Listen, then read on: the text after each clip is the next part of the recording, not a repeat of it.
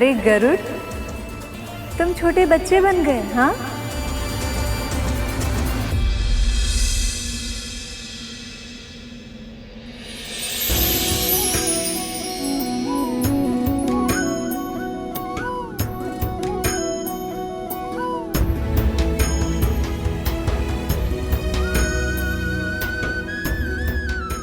इतना आश्चर्य मत कीजिए माँ, ये तो बाल खिले ऋषियों के आशीर्वाद का प्रताप है।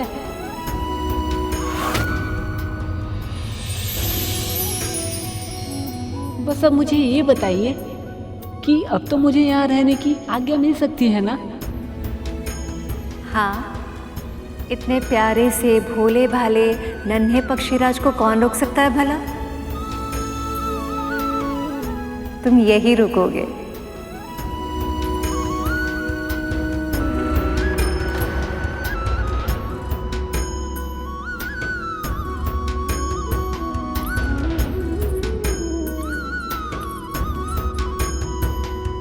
माँ, हल्दी क्यों लगाते हैं?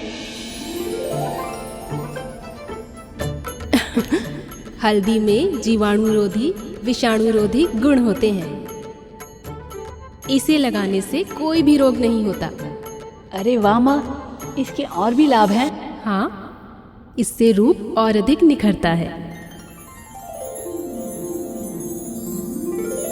पर माँ, प्रभु नारायण और माँ लक्ष्मी तो पहले से ही अजर अमर हैं और सुंदरता की परिभाषा तो स्वयं माँ लक्ष्मी है। तो फिर इन दोनों को हल्दी की क्या आवश्यकता?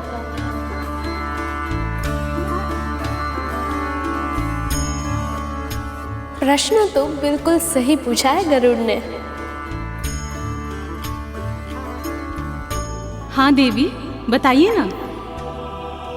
सत्य तो ये है कि हल्दी का गहरा संबंध मेरे पुत्र से भी है। सबसे पहले मैंने इसी हल्दी से गणेश को उसका आकार दिया था।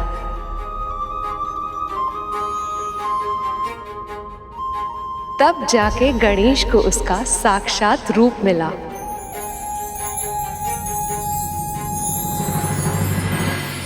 गणेश तो परब्रह्मा है और ऐसे में इसी हल्दी ने उन्हें अपने साकार रूप में आने में सहायता की थी। संसार की सबसे शुद्ध, सबसे पवित्र जड़ी बूटियों में से एक है। इसके अगणित गुण हैं जो किसी भी व्यक्ति को स्वस्थ, दीर्घायु और रोग मुक्त बना सकते हैं। संसार के जनजीवन कल्याण के लिए इसका प्रचार प्रसार बहुत आवश्यक था और इसीलिए विवाह से पहले हल्दी की ये प्यारी सी रीति बना दी गई जिससे सबको लाभ हो।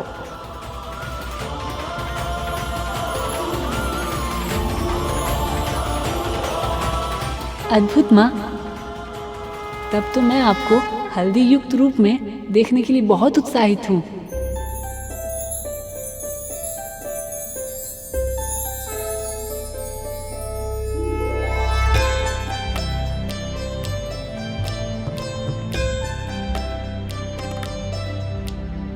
सुमनत वंदित सुंदरी माधवी चंद्र सहोदरी है ममाए, मुनिगण वंदित मोक्ष प्रदायनी मंजुल भाषिणी वेदनुते, पंकज वासिनी देव सुपूजित सद्गुण वर्षिणी। लक्ष्मी, वैसे तो आपको सुंदर दिखने के लिए किसी भी वस्तु की आवश्यकता नहीं, किंतु आपको ये सब रस्में करते देखने मेरे लिए भी सौभाग्य की बात है।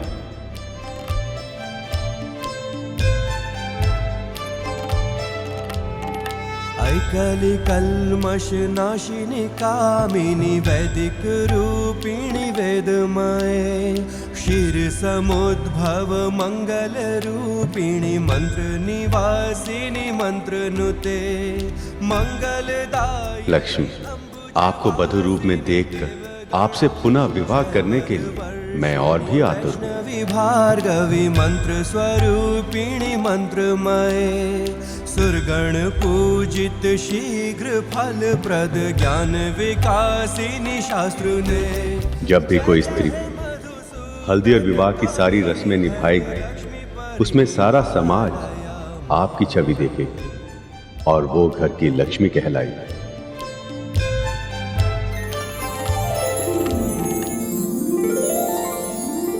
पहले मैं हल्दी लगा देती हूँ।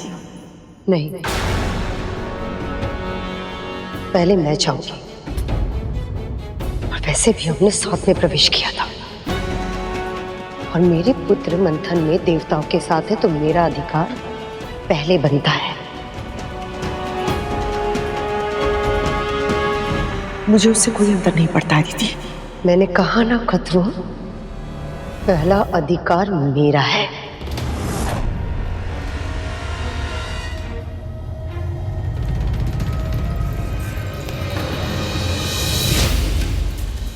चलिए माँ, लक्ष्मी माँ को हल्दी लगाइए।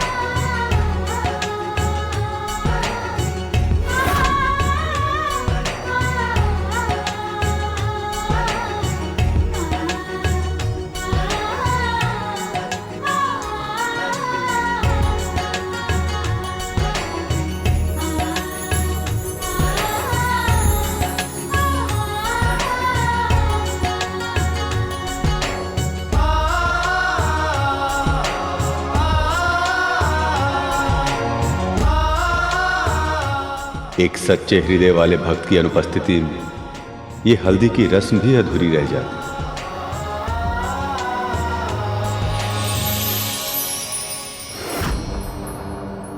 निश्चल होकर अपनी बारी की प्रतीक्षा करने के स्थान पर तूने फिर से मेरा अधिकार छीन लिया।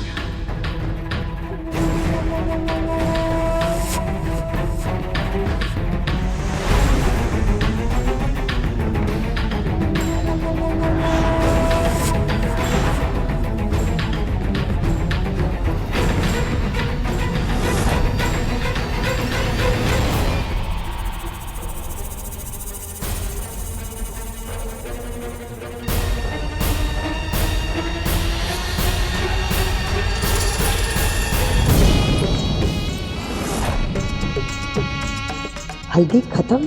फिर से इस तासी ने भोलेपन का नाटक करके मेरा अपमान करवाया।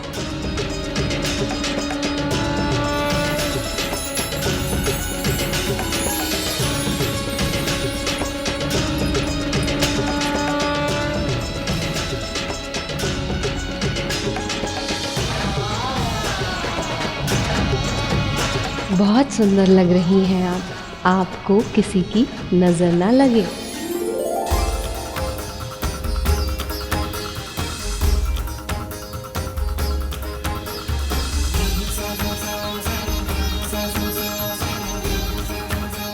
हम दोनों का रंग तो एक हो गया है लक्ष्मी। अब बस उस समय की प्रतीक्षा है जब हम फिर से एक हो जाएंगे। उसी क्षण की प्रतीक्षा तो मैं भी कर रही हूँ प्रभु।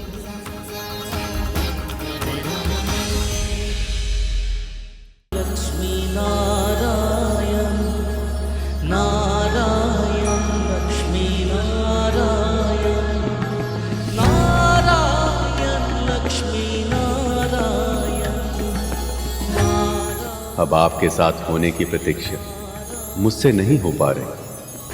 आशा करता हूँ ये विवाह कुशल मंगल तरीके से हो जाए। आपने मेरे मन की बात कह दी हरि। ये आप भी जानते हैं ये विरह के क्षण मेरे लिए कितने कठिन हैं। जग के पालक है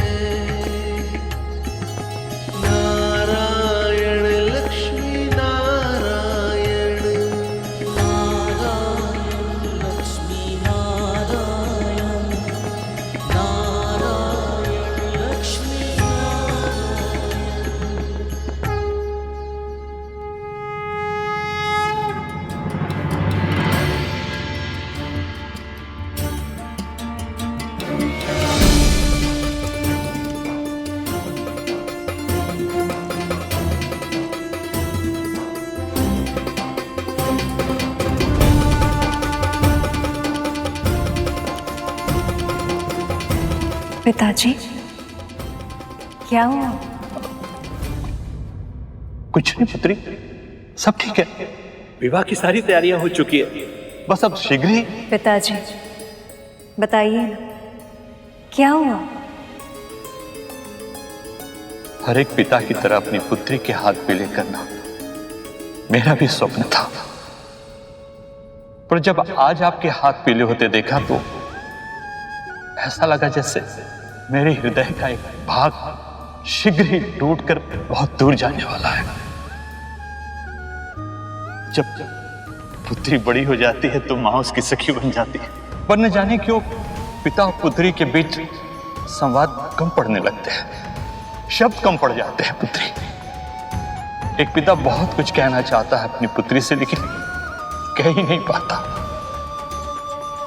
और विवाह के इन भावुक पलों में सभी भावनाएं आंसू भर करके बह जाती हैं।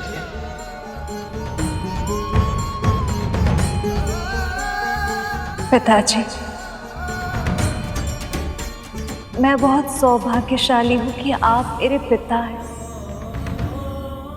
आपने अपनी इच्छाएं मुझ पर नहीं थोपी,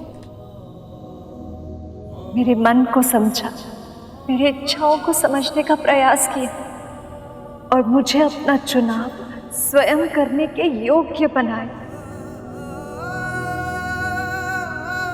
आप लोग ऐसे भावुक होकर आंखों से जलधारा ही बहाते रहेंगे, या इस बालक को कुछ खाने को भी देंगे? भूख लग रही है मुझे।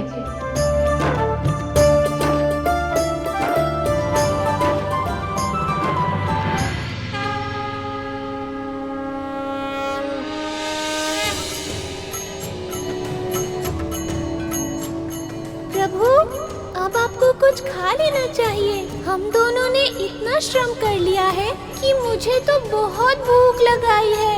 आपको भी लग रही होगी, है ना प्रभु? चिंता मत कीजिए मूषक जी, हम दोनों पेट भरकर भोजन करेंगे। बस एक बार वहाँ पहुँच जाएं, वहाँ सभी मेरी प्रतीक्षा कर रहे होंगे। मुझे भोग लगाए बिना कोई खाता नहीं है ना, इसलिए। सच में प्रभु? वैसे आपको क्या लगता है कौन कौन से पकवान बने होंगे वहाँ? वो तो मैं ऐसे ही बता सकता हूँ। मैं अभी अपनी अंतर्दृष्टि से देखता हूँ कि वहाँ क्या चल रहा है।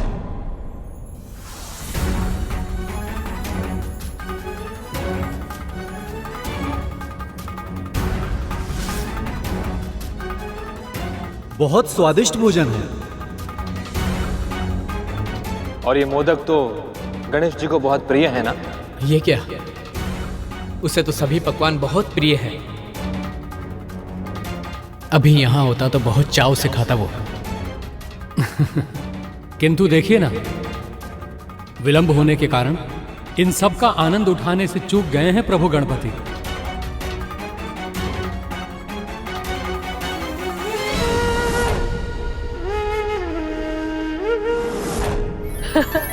ये लो पुत्र, ये मोदक मेरे पुत्र गणेश को बहुत प्रिय है, तुझे भी अच्छे लगेंगे।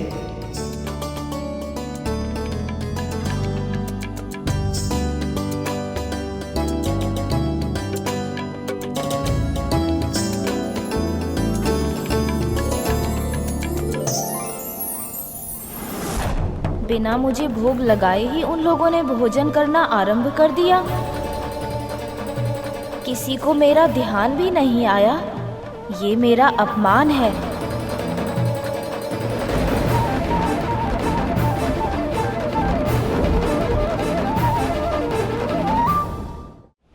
क्या हुआ प्रभु? भोग के लिए भी आपकी प्रतीक्षा नहीं की? तो क्या वो सब आपको सच में भूल गए? ऐसा नहीं होना चाहिए था मूषक जी। पिताश्री, विष्णु मामा श्री, ब्रह्मदेव सभी ने स्वयं मुझे परब्रह्म की संज्ञा दी थी। उन्होंने ही ये नियम बनाया था कि हर आयोजन में सबसे पहले मेरी पूजा की जाएगी, और अब वो सब स्वयं ही ये नियम भूल गए। कारण चाहे जो भी रहा हो, पर कर्तव्य से बंधे होने के कारण मैं इस नियम का पालन करने के लिए विवश हूँ। मैं नहीं चाहता था कि इस विवाह में कोई भी विघ्न आए, पर जहाँ गणेश उपस्थित ना हो वहाँ विघ्न का आना तो निश्चित है। अब इस विवाह में आने वाले विघ्न के प्रकोप को उन्हें स्वयं ही संभालना होगा।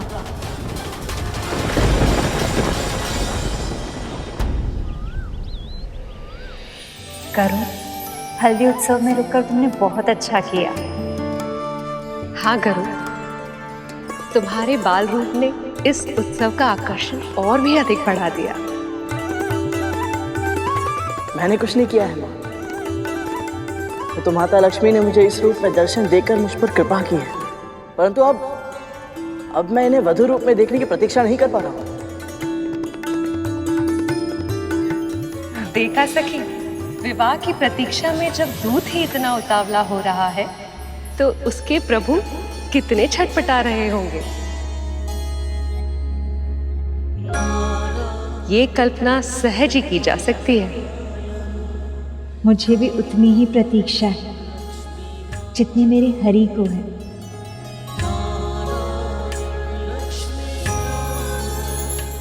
माँ, यहाँ से जाने का तनिक भी मन नहीं कर रहा, परंतु वैकुंठ में बारात की तैयारियां करनी है मुझे, इसलिए जाना होगा। आज्ञा दीजिए। कल्याण हो पुत्र। प्रभु की सेवा में तू अपना हर दायित्व पूरी कुशलता के साथ निभाए, यही आशीर्वाद है मेरा।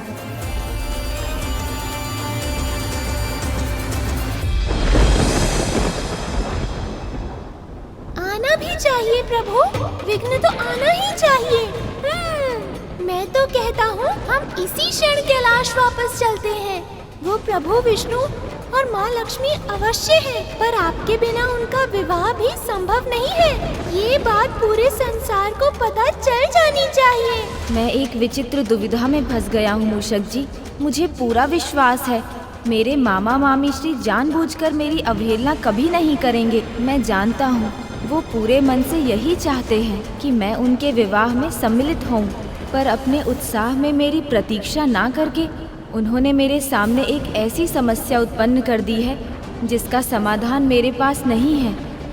एक ओर है संसार का नियम जो कहता है कि किसी भी मंगल कार्य को पूरा करने के लिए मेरा आह्वान, मेरा सत्कार और मेरा आशीर्वाद होना आवश्यक है। इनके बिना कोई ना कोई अवरोध अवश्य उत्पन्न होगा जिसे कोई टाल नहीं सकता। पर दूसरी ओर मेरा मन है मूषक जी, जो जानता है कि ये विवाह केवल उन दोनों के लिए ही नहीं, पूरे संसार के कल्याण के लिए कितना आवश्यक है, और इसीलिए मैं इसमें किसी भी तरह का अवरोध उत्पन्न नहीं होने देना चाहता। ये युद्ध हृदय और मस्तिष्क के बीच है मूषक जी, और मैं इसमें फंस गया हूँ। अब जब तक मैं स्वयं को शांत नहीं कर लेता, मैं ना आगे जा सकता हूँ और ना ही पीछे।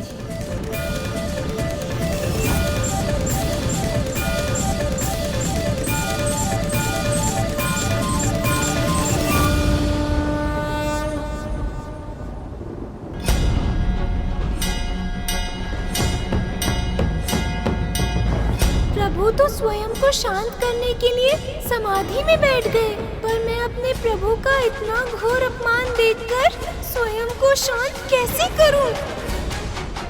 मैं अपने प्रभु के अपमान का प्रतिशोध अवश्य लूंगा। मेरे प्रभु के अपमान का दंड मैं विघ्न के रूप में दूंगा।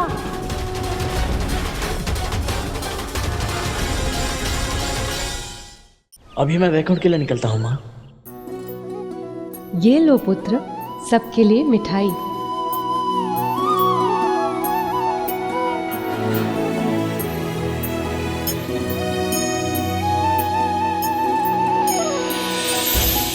सदैव सुखी रहो।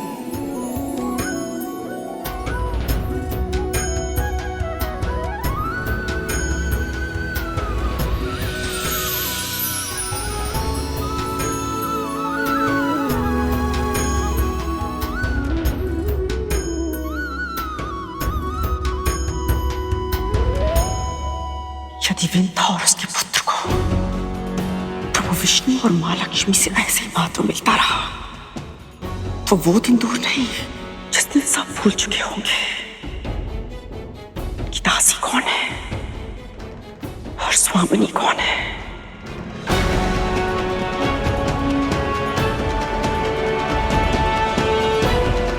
कद्रू, तुम्हारे चेहरे पे एक और दाग।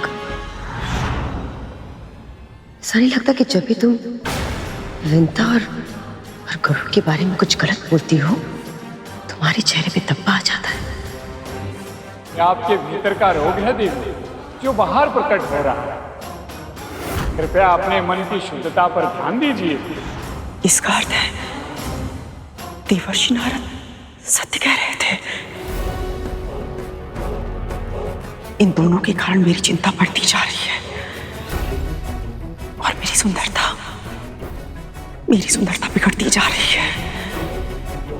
पर कब तक षड्यंत्र करेगी है? बस एक बार मेरे पुत्रों को अमृत मिल जाए, फिर सदैव के लिए मेरी चिंता समाप्त हो जाएगी। अमृत पाने की तुम्हारी इच्छा ही रह जाएगी कद्रू, क्योंकि जब तक विवाह संपन्न होगा मेरे पुत्र सारा अमृत चुरा चुके होंगे।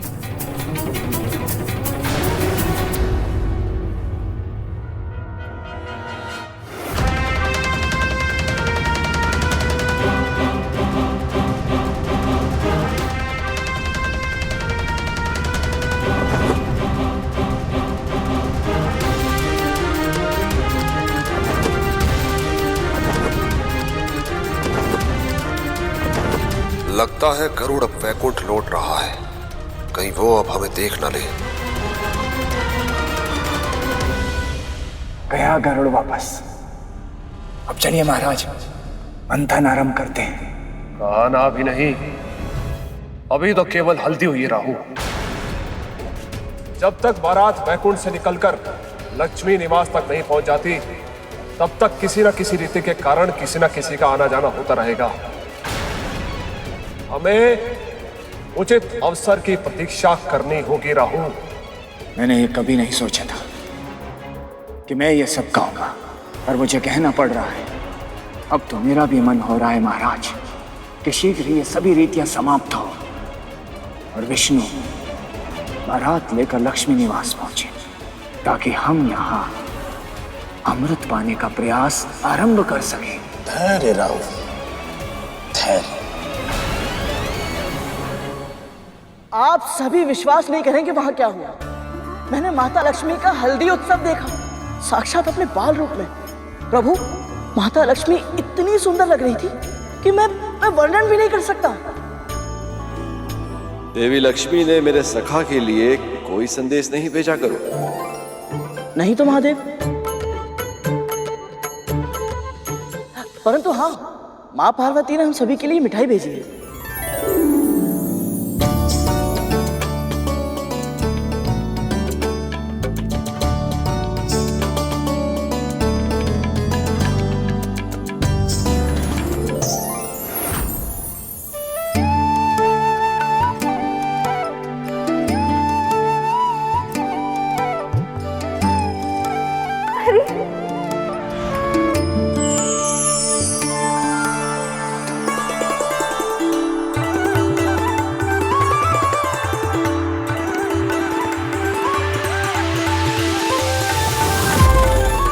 क्या हुआ प्रभु?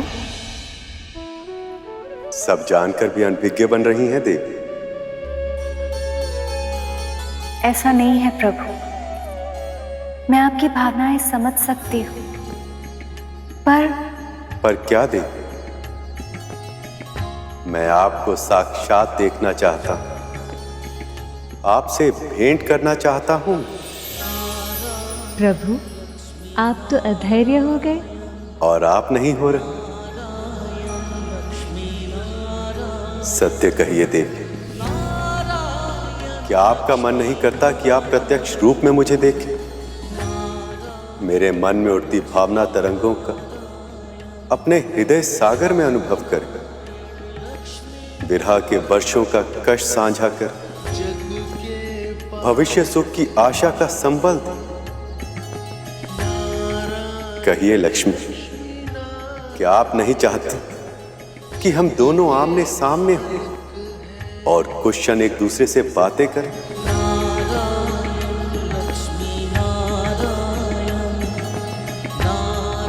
पर प्रभु, ये कैसे संभव है? आप चाहें तो असंभव भी संभव हो सकता है देवी।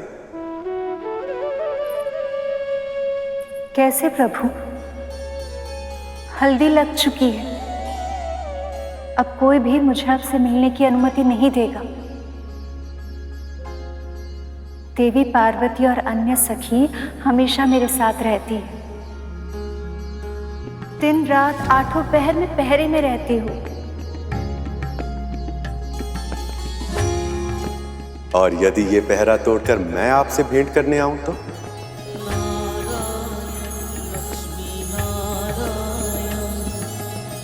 पहले पहरा तोड़ कर तो दिखाइए।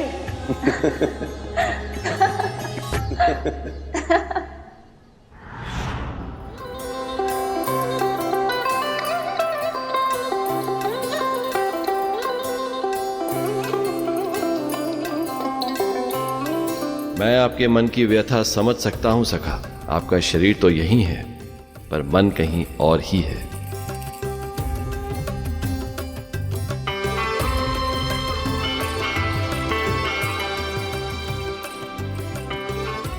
मैं समझ रही हूँ सखी, तुम्हारा मन भैया विष्णु के पास ही है, किंतु आप चिंता ना करें। शीघ्र ही भैया बारात लेकर आएंगे और आपसे विवाह करके ले जाएंगे। फिर जी भर के निहारते रहिएगा उन्हें।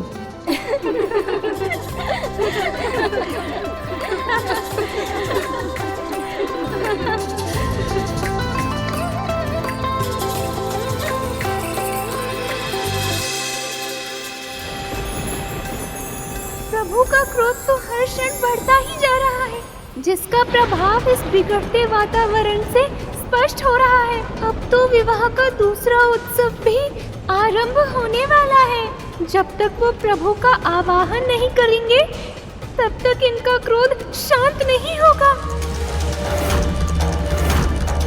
नहीं, वो सब मेरे प्रभु को भूलकर उत्सव मनाए, मेरे प्रभु का अपमान करे, मैं ऐसा नहीं होने दूंगा।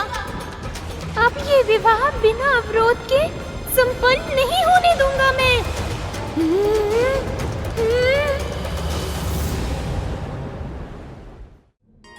लक्ष्मी ने चुनौती दी है मुझे कि यदि मैं पहरा तोड़कर उनसे भेंट कर पाऊं तो करके दिखाऊं। आपने चुनौती नहीं, अनुमति दी है उन्हें। सत्य तो ये है सखी कि आपकी ना में भी हाँ ही छुपी है। मैं आपकी तड़प समझ सकता हूं सखा। मुझे यह भी अनुमान है कि देवी लक्ष्मी भी आपसे मिलने के लिए उतनी ही व्याकुल होगी, परंतु ये मिलन कठिन होगा सखा। कठिन नहीं, असंभव होगा, क्योंकि आपके चारों ओर पहरा मैं स्वयं दूंगी। पर क्यों महादेव? माँ पार्वती क्यों नहीं चाहेंगी कि प्रभु विष्णु और माता लक्ष्मी की भेंट हो पाए? इतने लंबे समय से आप प्रभु से और प्रभु आपसे नहीं मिले हैं। यदि वो एक बार मिलना चाहते हैं तो इसमें समस्या ही क्या है देवी? समस्या ये है कि जब मेरा और पार्वती का विवाह हुआ था तो मेरी भी इच्छा हुई थी देवी पार्वती से इसी प्रकार भेंट करने की, पर तब ऐसे ही सखी ने हमारे चारों ओर पहरा दिया था और इस कार्य में उनका साथ दिया था भैया विष्णु ने। अपने प्रिय से भेंट करने के लिए मैंने अद्भुत योजना रची थी और मेरे इसी अतिरिक्त प्रयास ने हमारे मिलन के क्षण को और भी अधिक विशेष बना दिया था। जो सहज मिल जाए उसका मूल्य समझ नहीं आता। अब चुनौती दी है तो उसे कठिन बनाना तो होगा। चाहे कितना भी कठिन क्यों ना हो, मैं ये चुनौती अवश्य पूर्ण करूंगा। मुझे स्वीकार है सखी।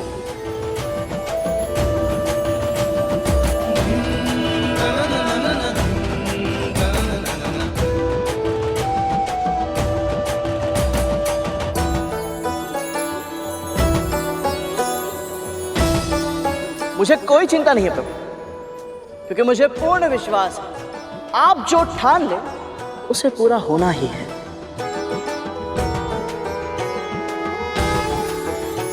हाँ प्रभु, गरुड़ सही कह रहा है।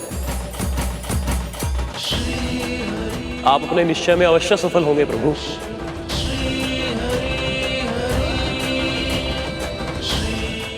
स्वयं देवी लक्ष्मी ने चुनौती दी है और पार्वती जी पहरा दे रही हैं। ऐसे में कैसे पूरी हो पाएगी ये चुनौती?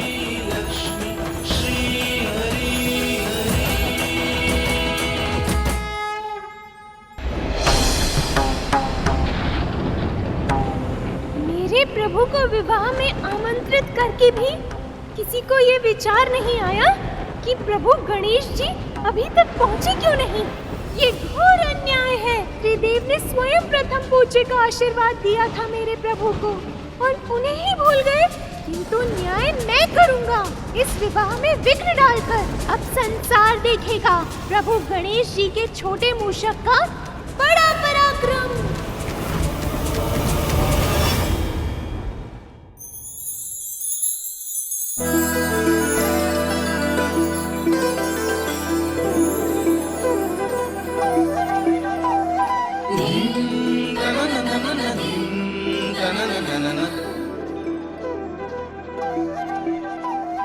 कितने सौभाग्य की घड़ियां हैं आई, कितने सौभाग्य की घड़ियां हैं आई, तीनों ही लोक में खुशियां हैं छाई। रिद्धि सिद्धि संग पार्वती है आई, मेहंदी रसम की बेला है आई। रिद्धि सिद्धि संग पार्वती है आई, मेहंदी रसम की बेला है आई।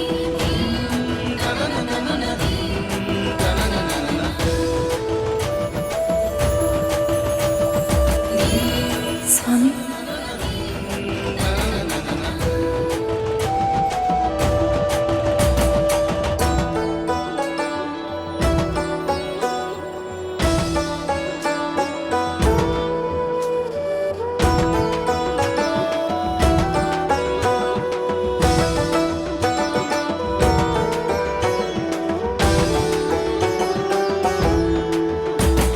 मीठी हंसी माँ लक्ष्मी के लबों पे,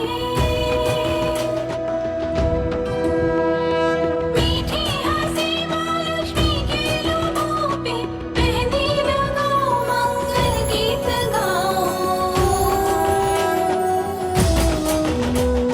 नाम विष्णु जी का लक्ष्मी के हाथों पर सजाओ। जहाँ जहाँ मेरी दृष्टि पड़ रही है वहाँ वहाँ आप दिखाई दे रहे हो। हरि, क्या आप सच में इस चुनौती को जीतकर मुझे प्रत्यक्ष रूप में मिलेंगे?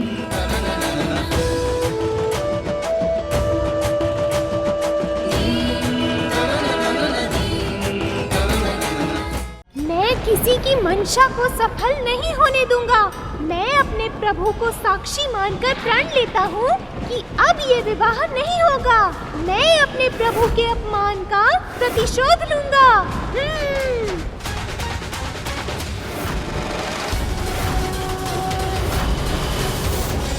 प्रभु विष्णु के विवाह के दूसरे उत्सव की सबको बहुत बहुत बधाई। नारायण नारायण। अरे वाह, आलते का रंग तो बड़ा गहरा प्रतीत हो रहा है। सही कहा आपने अग्निदेव, रंग बिल्कुल प्रभु नारायण और माता लक्ष्मी के प्रेम जितना गहरा है।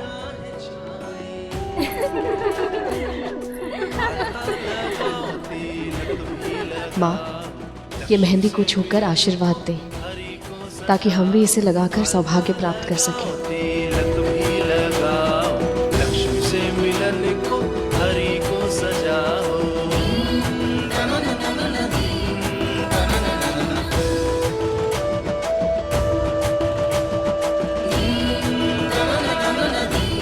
वैसे माता लक्ष्मी की मेहंदी तो रंग लाएगी ही। प्रभु विष्णु इनसे इतना प्रेम जो करते हैं।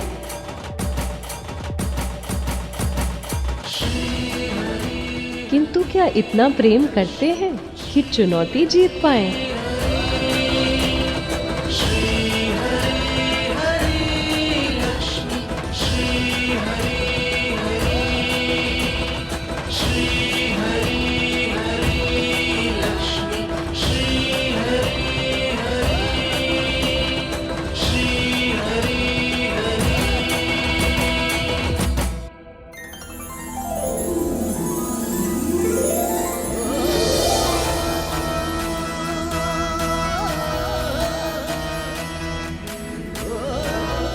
ये हुई ना बात। अब विंता ने किया दासू वाला कार्य। क्यों कद्रू, अब तो प्रश्न होना तो।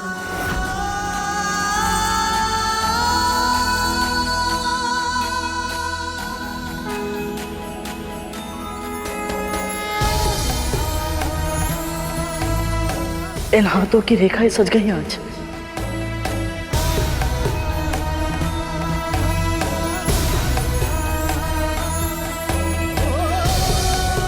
माँ लक्ष्मी की छुई मेहंदी मुझे लग गई। सारा जीवन ही शुभ हो गया आज।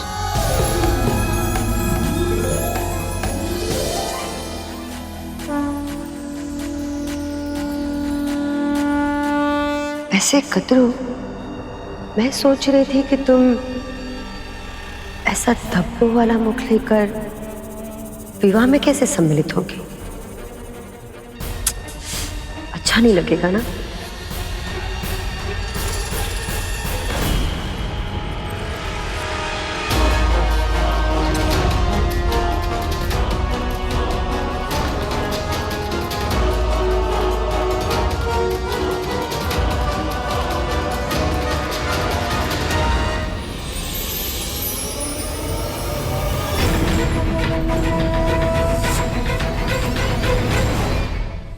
सुनो मेरे मूषक भाइयों, बाहर आओ। मुझे तुम्हारी सहायता की आवश्यकता है। मेरे प्रभु का अपमान हुआ है। शीघ्रता करो, सभी यहाँ आओ।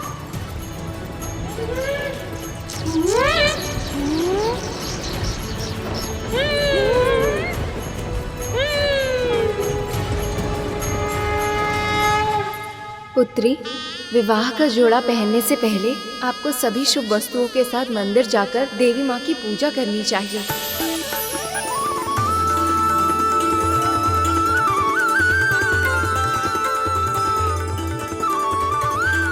अकेली कहाँ चल दी सखी, हम भी आपके साथ चलें।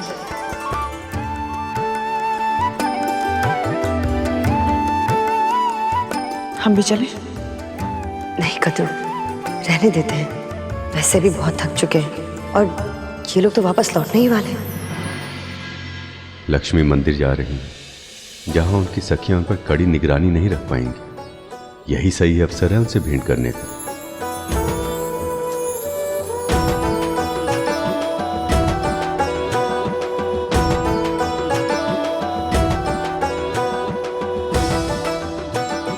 माँ लक्ष्मी, अब तो आप ही कोई मार्ग सजाइए। कुछ भी कीजिए, परंतु एक बार प्रभु से भेंट कर लीजिए माँ। मन तो मेरा भी बहुत है, पर मैं चाह कर भी स्वयं कुछ नहीं कर सकती। देवी लक्ष्मी के दर्शन का सौभाग्य तो प्राप्त हो गया प्रभु। अब आप दर्शन देकर मेरा जीवन धन्य कर दीजिए। कुछ ऐसा कीजिए कि आप माता लक्ष्मी से भी मिले और किसी को दिखाई भी ना दें, ताकि आप चुनौती भी जीत जाएं और माता लक्ष्मी की आपसे भेंट करने की इच्छा भी पूर्ण हो जाए। सदा से भगवान भक्तों की समस्या का समाधान करते आए।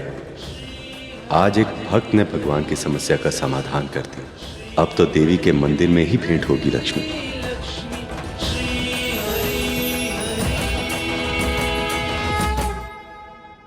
पक्षीराज गरुड़ के साहस भरे कारनामे देखने के लिए चैनल को सब्सक्राइब करें और साथ ही बेल आइकॉन दबाना न भूलें।